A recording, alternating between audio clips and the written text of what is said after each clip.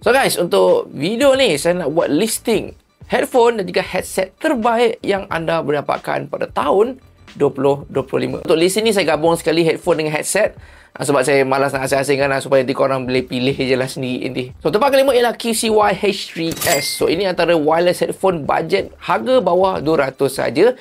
Korang mendapat feature seperti ANC, transparency mode, LDAC, high res audio wireless, and then ada support app lagi yang korang boleh adjust macam-macam. Audio dia pun sedap dan dia punya fitting pun cukup selesa. Tempat keempat ialah Armageddon Cosmic 5. So ini ialah gaming headset yang cukup berbaloi. Design dia cukup selesa, ringan pun ringan.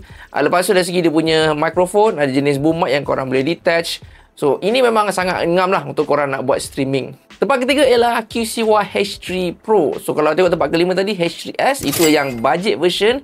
Yang ini flagship headphone diorang. So dia ada active noise cancelling, transparency pun ada high res audio wireless, high res audio wired, bateri life pun cukup kuat, ada app lagi. So ini antara budget headphone yang korang mendapatkan pada tahun 2025. Tapi very good specs. Tempat kedua ialah Earphone Tune Pro. So kalau compare dengan yang tempat ketiga yang QCY H3 Pro ni, dia punya kelebihan yang Tune Pro ni dari segi dia punya audio quality dia bagi saya lebih sedap sikit.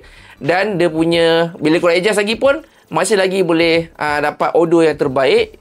Dan dia punya app pun lebih mesra lah, lebih mesra pengguna sebab lebih mudah korang nak adjust. Dan tempat-tempat untuk the best headphone ataupun headset pada tahun 2025 ialah Armageddon Orion 7. Sebabkan headphone ni cukup versatile. Korang boleh detach dia punya mikrofon untuk jadi macam normal headphone.